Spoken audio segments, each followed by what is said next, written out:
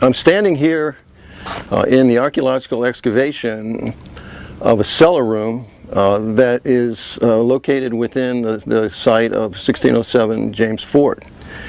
Here we recently discovered the mutilated skull and severed leg bone of an English teenage girl that was found lying among the discarded butchered horses, other animal bones, dogs.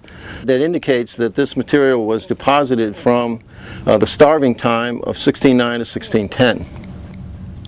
This discovery may confirm a number of 17th century references which describe the starving time and the desperation of the colonists, and that some of them resorted to living off of the people that died first.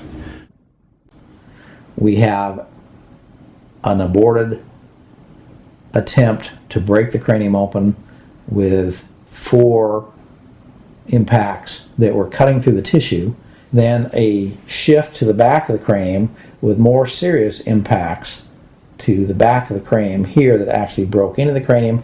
So the person is attempting to gain entry into the vault, presumably to remove the brain.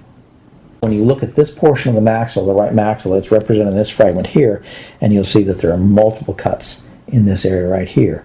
So this would be our third tool. We have some type of cleaver or hacking implement. We have some sort of pry bar that is used over here that has a rectangular edge, and now we've got a very fine knife, and that fine knife is leaving marks at specific locations. From my experience working with prehistoric skeletons, where I've seen post-mortem, meaning after death, processing of remains, this is absolutely consistent with what we see in cannibalism in those types of cases. We might imagine what conditions were like 403 years ago when nearly 300 settlers were crowded into this fort, terrified to go beyond the palisade because death waited for them outside in the form of the Powhatans, who were there to pick off stragglers as they emerged. There was very little food left, no hope of provisions coming in from outside.